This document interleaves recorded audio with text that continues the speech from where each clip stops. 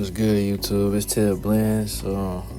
It's been a while since I made a video, man. So before we get started, make sure you like, comment, subscribe, and as always, let's get into it. So in this one, we got a low taper fade, and I'm gonna just start off by debulking. I'm gonna go in with my one guard and lever about halfway closed.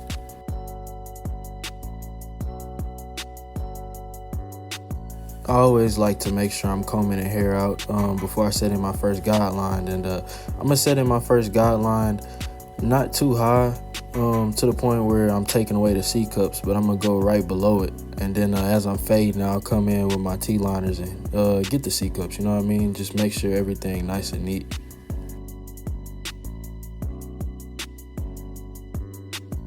So after setting in that initial guideline, I'm gonna start off by going in with my one guard lever open, and I'm gonna just flick out at that first bottom line.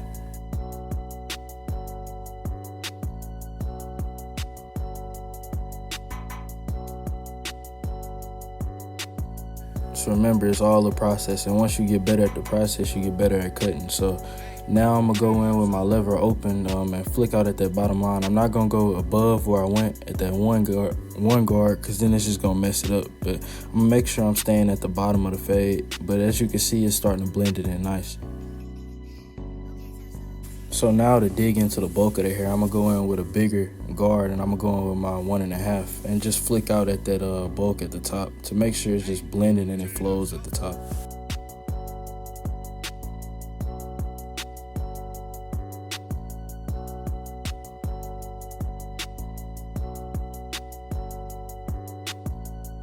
So now this is always my favorite part of the fade, because it's like it just brings it all together. So to bring it all together, as y'all should know by now if you continue watching my videos, I'm going with my half guard, and I'm gonna just flick out at that bottom line. And I'm also gonna come in with the half guard at the top of the hair to knock some of that bulk, because sometimes I feel like the one guard just doesn't do it all the way for me.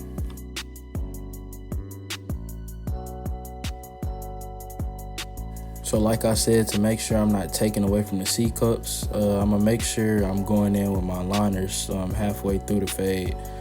And a lot of times I used to just do the C cups when I was done with the haircut, but I realized I feel like it's better doing it now, so I could just have a line of reference to see what I'm cutting. So as you do the one side of the head, you must do the other, so it's a symmetrical cut, you know what I mean? You don't want to just go high on one side and then go low on the other. So I'm gonna make sure, as I did in the start of the video, I'm gonna debulk on the other side of the hair before I first set in my guideline.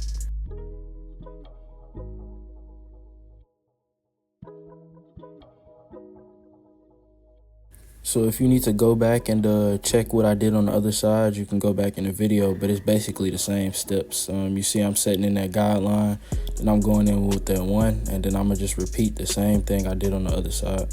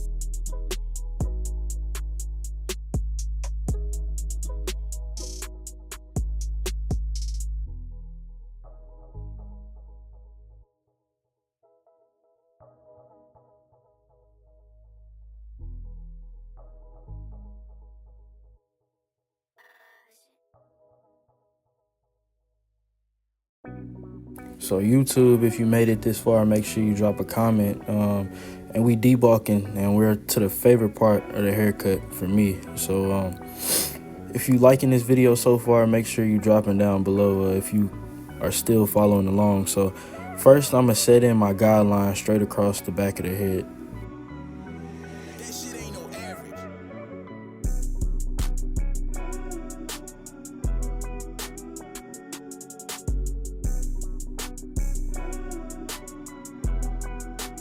So once you set that line in, I like to just bald everything out below that, just to give it a nice and clean look.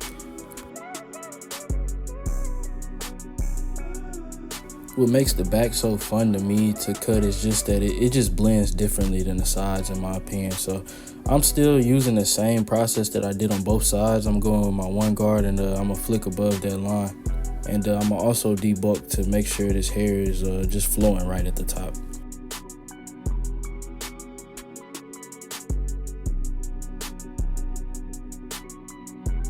So as you can see, and I used to have this problem. I felt like the back wouldn't blend for me, but if you see that bottom line that's still faint like that, I would just go in with my lever open and then just adjust the lever as I go.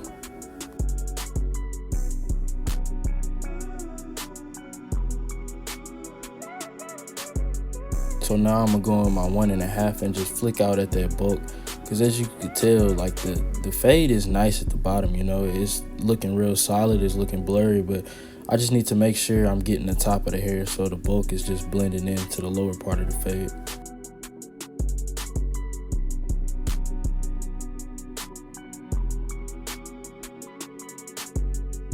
So now I'm gonna come in with my T-liners and I'm gonna make sure I'm getting behind the ear.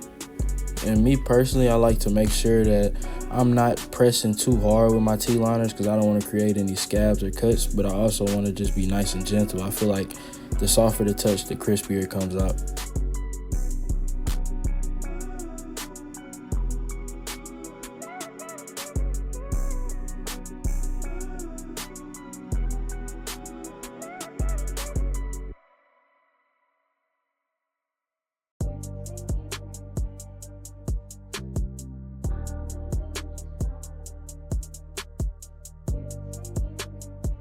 YouTube, now we on to the long awaited part of the cut, the hairline. You know what I'm saying? It's the most crucial. This is where we gotta lock in at. So first, to start it off, I'm gonna come in with my one guard, and I'm gonna just debulk the front of the hairline because as you could tell, it's kind of bulky.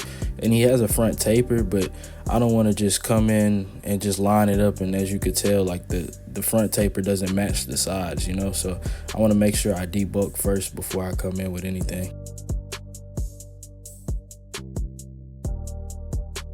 So once I got that out the way, now I come in with my foaming mousse, and I'm gonna just apply that across the hairline. And the whole point of this is just to let it sit for a while and just lock the hair in place so it's not just straggling everywhere, so I can get a nice and clean cut when I come in with my T-liner. So right here, as you could tell, I'm just wiping it off. A lot of times I'll come in with a hot towel, but my client was kind of in a rush, so I just wiped it off. So like I always say, when I'm doing a hairline, I want to start in the middle and then I work my way to one side, then back over to the other.